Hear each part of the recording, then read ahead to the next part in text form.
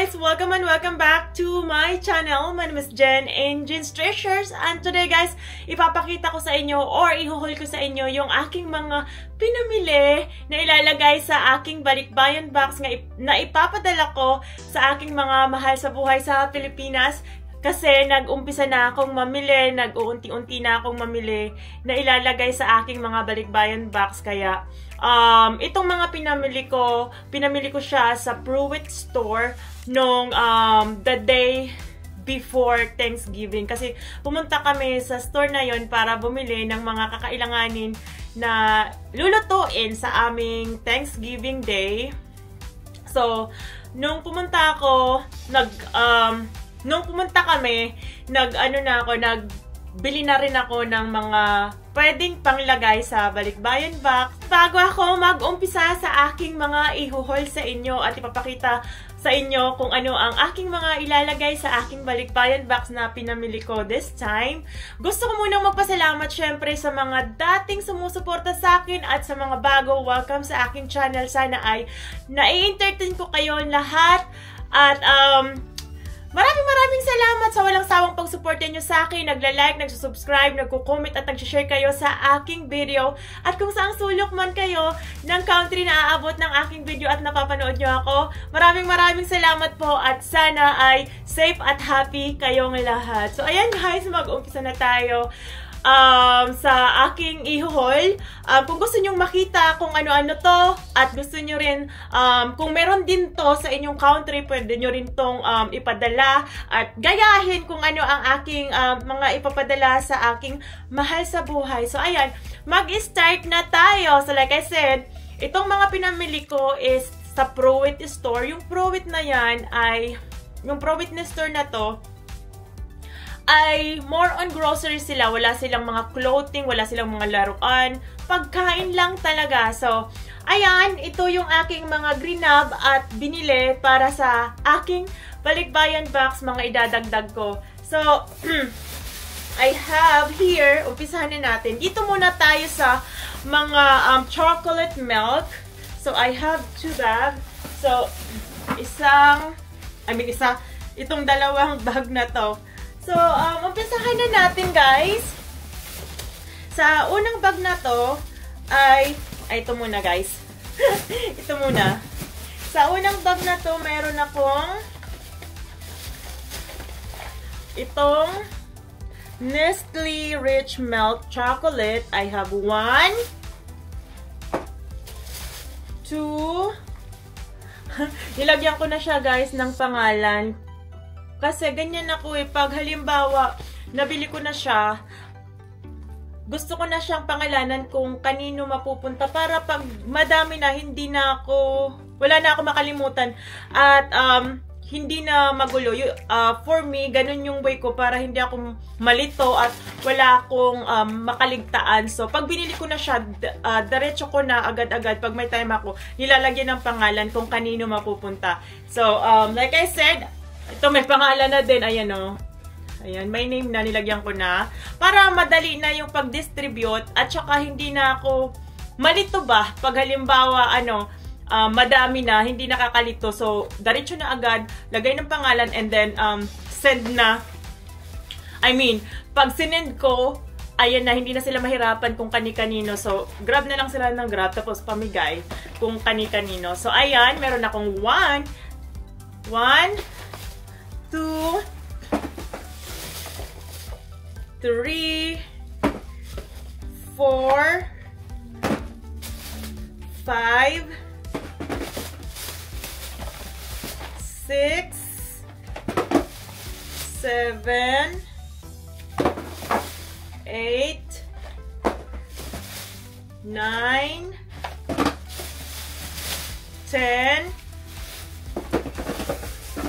10, 11, and 12. Ayan, 12 na 12 na chocolate milk.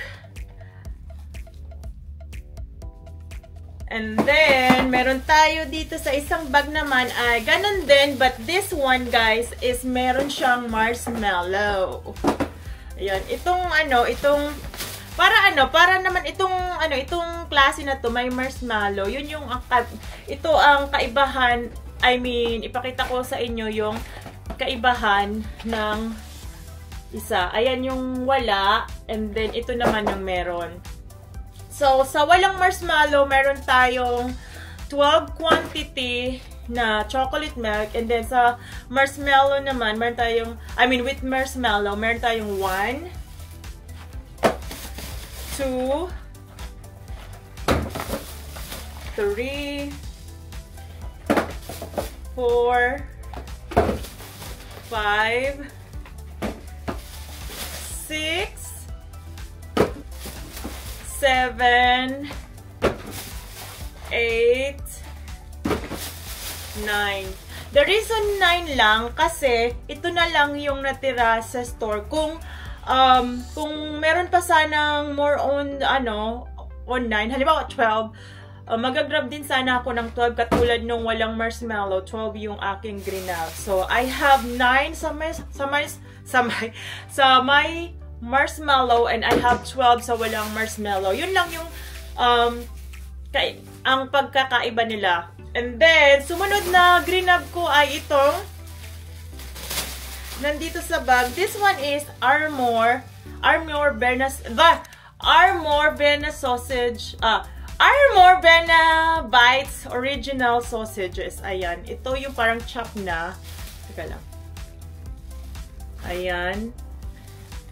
So, meron akong 1, I think I remember 10 lang ang greenap ko kasi yun na lang yung natira. So, inubos ko na lang lahat. Dapat 12, pero kasi yun na lang yung natira sa store. So, I grab na. So, greenap ko na lang lahat. 1, 2, 3, 4, 5, 6, 7, 8, 9, 10. So, ayan nga guys. 10 nga na Bena Bites Original Sausages kasi yun na lang yung natira sa store. So, inubos ko na. And then, sa store ulit na yon, I have this. Ito yung last na binili ko sa store na yon. So, this one is Always Save Luncheon Loaf. So, ito ay meron tayong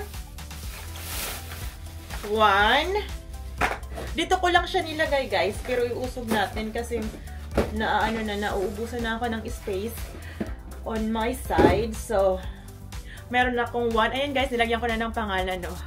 Para madali na, hindi na mahirapan yung parents ko kung kani-kanino mapupunta at mag-isip pa siya. So, I have 1. Para mas madali na sa kanya yung pag-distribute. So, 1, 2, see? I have name already. Write down.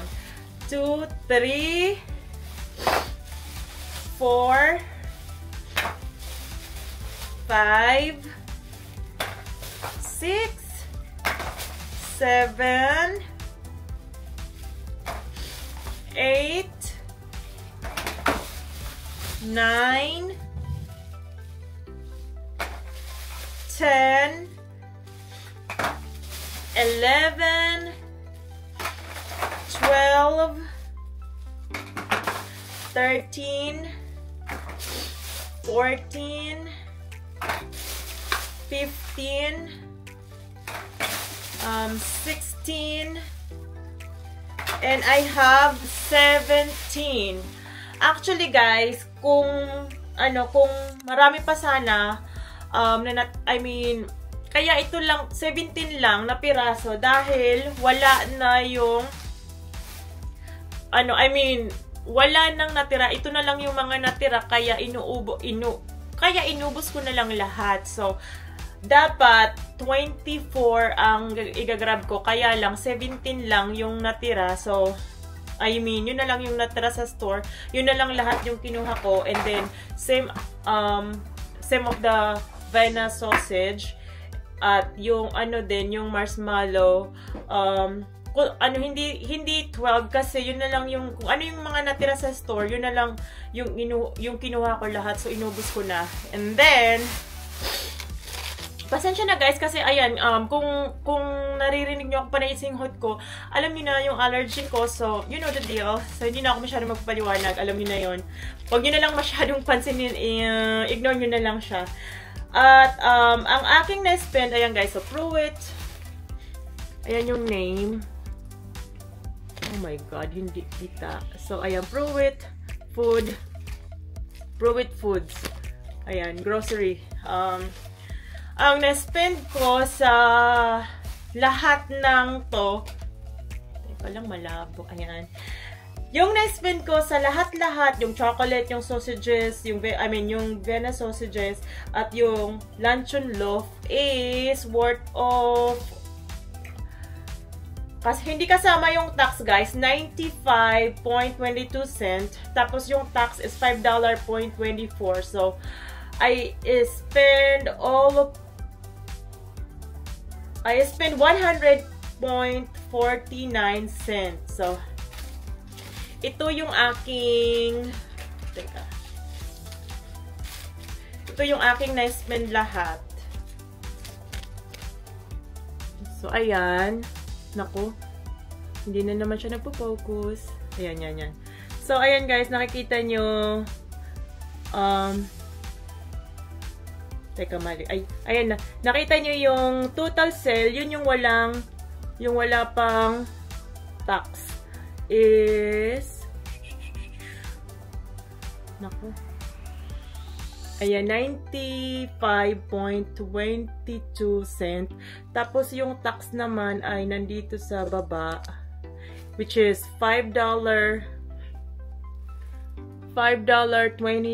Ay, teka lang. $5.24, which is this one. Tapos yung total talaga ng aking napamili is 100.46. So, ayan. Ayan, guys. You know. 95.22. And the tax is $5.24. And then sa baba is $146. So, ayan yung total. Ay, naku, malabo. Teka. So, ayan yung total ng nabili ko. Tapos, guys, dumaan kami sa isang store, pero hindi kami nagtagal doon. So, meron lang kaming grab na kailangan talaga namin sa pagluluto. But, nag-grab ako ng isang ganito. This one is Francia wine. Pinot Grigio Colombard. I don't know. Basahin nyo na lang, guys. Ganyan yung pangalan. Yan, yan yung pangalan niya. So, hindi ko alam kung ano. Ito yung super popular na mga iniinom ng mga puti. Yung mga American na mga puti normally. Gusto nila to. So, this one is 34 glasses na serving. 34 glasses serving na. Kasi, magpipiesta kasi sa amin, guys. Kaya talagang pinupush ko rin na makapagpadala na sa mga balikbayan box ko bago magpiesta. Kasi gagamitin, more on gagamitin nila to sa fiesta yung iba. And also, I promised to them na magbibigay din ako ng wine. So, ayan, nag-unti-unti na akong bumili. So, this one, I have one wine pa lang. Pero kulang na kulang pa to, guys. Kasi, ang bala ko is 4 ang bibilhin ko. But this one, I have 1 na. Hindi ko siya, natikman ko na siya, guys. Hindi ko siya gusto. Mas gusto ko yung Franzia na yung matamis sweet wine, yung fruity. Ayun yung gusto ko. At saka yung White Zinfandel. Ayan, yun yung gusto kong wine. Yung medyo matamis na wine kasi ewan ko, pero ito parang parang siyang mapakla. Pero gusto kong ipatry sa kanila. Sana ipiyesta naman yun, gano'n naman, 'di ba? Gusto naman nila yun basta alak. Meron akong isa. So like I said, dadagdagan ko pa 'yan. So ito pa lang yung paunang shopping ko sa aking mga ilalagay sa balikbayan box. So, ayan, marami pang kulang. Abangan nyo yung aking mga idadagdag na mga ilalagay pa sa aking balikbayan box. Yung mga isa-shopping ko, mga papamili ko, mga papamilhin ko pa at ilalagay sa aking balikbayan box. Anyway, ihuhol ko naman yon. But, this time, ito lang muna. So, ayan guys, yan lang lahat ang aking ihuhol sa inyo. And maraming salamat sa panonood ulit sa akin. And I'll see you guys next time. Be blessed today, guys. Bye-bye!